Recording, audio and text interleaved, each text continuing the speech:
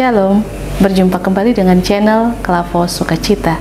Saya akan membagikan kebenaran firman Tuhan yang terbaca di dalam kitab Kisah Para Rasul pasal 2 ayat 13 sampai ayatnya yang ke-21. Namun sebelum kita membaca kebenaran firman, mari kita berdoa. Ya Tuhan Yesus Kristus, kami bersyukur oleh karena penyertaan-Mu, penjagaan dan perlindungan Tuhan bagi kami.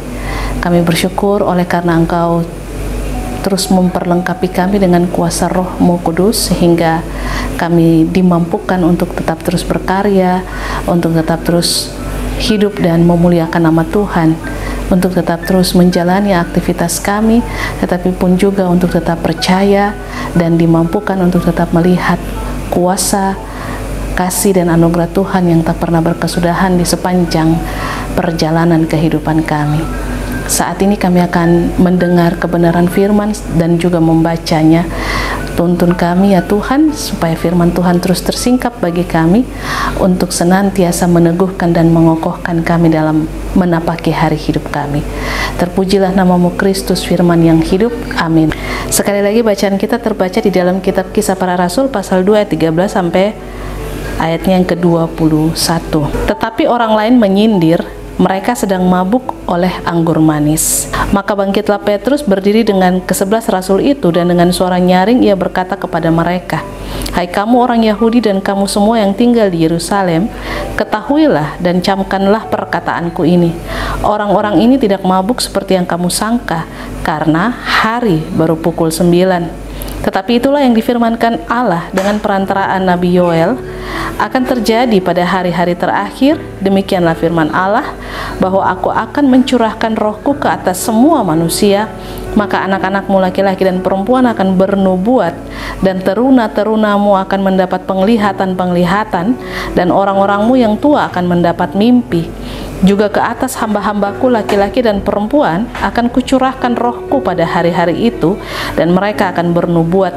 Dan aku akan mengadakan mujizat-mujizat di atas di langit, dan tanda-tanda di bawah di bumi, darah dan api dan gumpalan-gumpalan asap. Matahari akan berubah menjadi gelap gulita, dan bulan menjadi darah, sebelum datangnya hari Tuhan, hari yang besar dan mulia itu. Dan barang siapa yang berseru kepada nama Tuhan akan diselamatkan."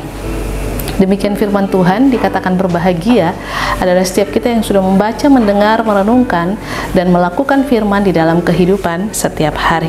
Pemirsa channel Klavo Sukacita yang diberkati Tuhan, kita tetap ada di dalam minggu-minggu atau hari-hari setelah pencurahan Roh Kudus. Hari Minggu kemarin dan hari Senin kita ada dalam perayaan Pentakosta, keturunan Roh Kudus. Hari yang pertama di hari Minggu dan di hari yang kedua pada hari Senin.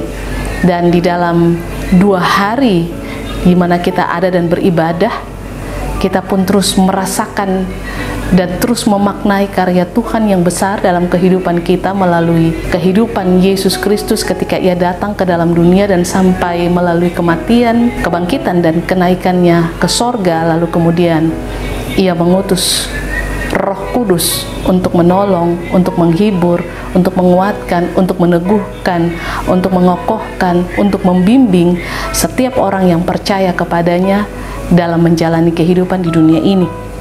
Dan dalam pengutusan Allah melalui Roh Kudus itu yang Ia curahkan ke atas para murid dan kita hari ini, maka kita pun diberikan kuasa untuk memberitakan dengan tiada bimbang ragu kuasa Allah yang sudah begitu besar, luar biasa terjadi bagi dunia ini, bagi manusia dan bagi kita di hari ini, dari pengalaman-pengalaman hidup yang kita jalani.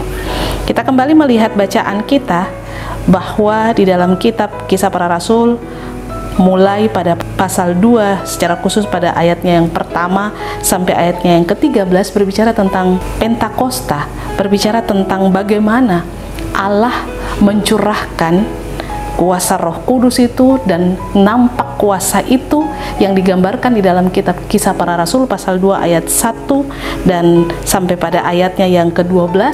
Seperti nyala api, ada tiupan angin, semuanya itu terjadi pada peristiwa itu. Dan kemudian dilanjutkan pada ayatnya yang ke-14 sampai ayatnya yang ke-21 yang kita baca.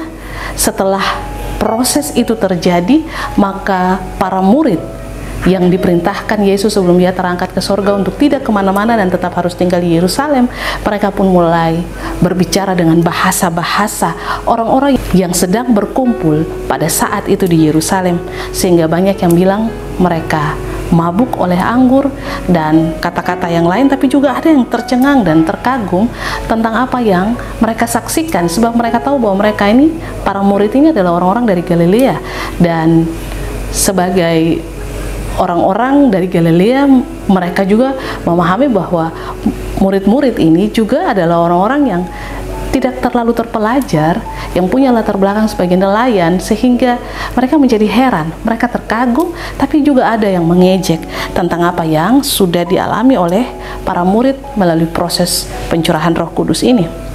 Nah, karena itu yang menyindir itu pada ayatnya yang ke-14, Petrus berdiri, dia bangkit berdiri dan lalu dia mulai berkhotbah dengan suara yang nyaring untuk membantah apa yang sedang terjadi.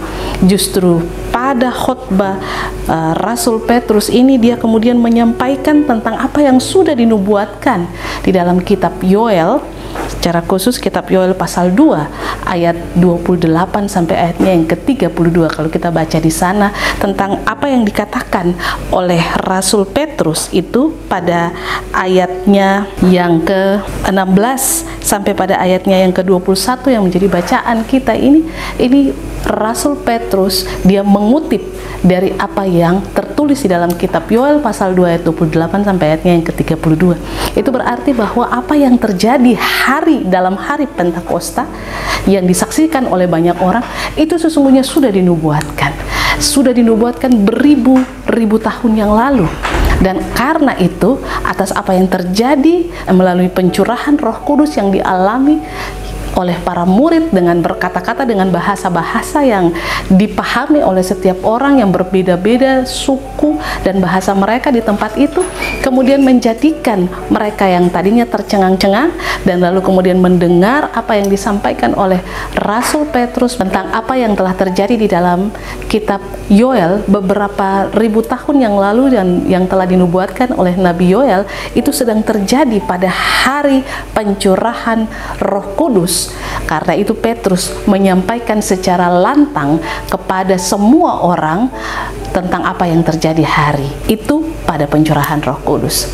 Tetapi juga di dalamnya Petrus kemudian menerangkan tentang Yesus Kristus, karyanya bagi dunia yang mana sudah lahir, sudah menjadi bagian pencurahan Roh Kudus, hal itu digenapi.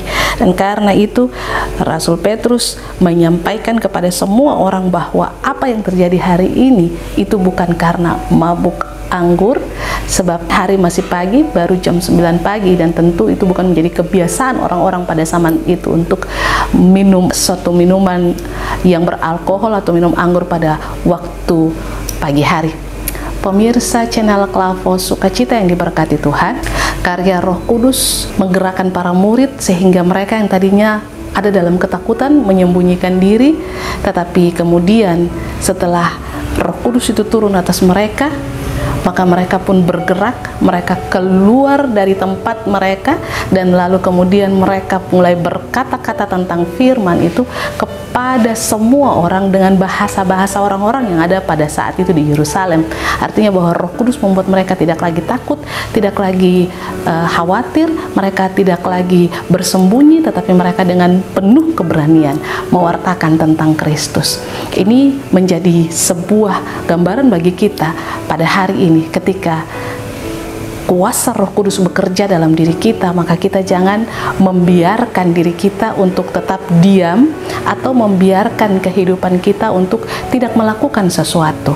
Tetapi dengan kuasa Roh Kudus yang sudah kita miliki ini, maka kita pun mulai bergerak. Bergerak bukan berarti bahwa kita berjalan begitu saja atau bergerak dengan arti bahwa kita melakukan seluruh aktivitas. Bukan masalah tentang melakukan aktivitas itu berarti bergerak, tetapi bahwa bergerak di sini adalah bahwa kita melakukan apa yang menjadi agenda Tuhan, rencana dan rancangan Tuhan dalam hidup ini bagi kita. Kita mau mengikuti kegerakan Allah, kita mau peka untuk mendengar suara Tuhan yang telah berbicara bagi kita, sehingga kita tidak menjadi orang-orang yang bingung. Kita bukan menjadi orang-orang yang hanya duduk dan seperti di remote lalu kita bergerak, tetapi Roh Kudus yang ada pada diri kita menjadikan kita orang-orang yang senantiasa tahu apa yang harus kita lakukan. Roh Kudus yang ada di dalam diri kita menjadikan kita tahu apa tujuan kita di dalam dunia ini. Sehingga dengan tujuan yang kita ketahui yang berasal daripada Tuhan yang menggerakkan kita, maka kita pun kemudian melakukan segala sesuatu sesuai dengan apa yang Tuhan kehendaki dalam kehidupan kita.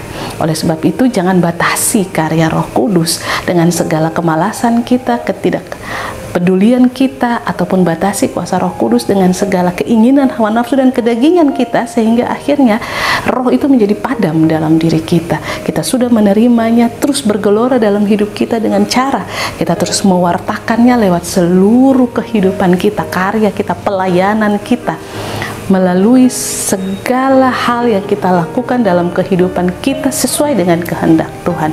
Dengan demikian kita terus membiarkan roh itu bergelora dan bernyala dalam hidup kita untuk senantiasa menjalani apa yang menjadi kehendak Tuhan. Tuhan memberkati kita. Amin.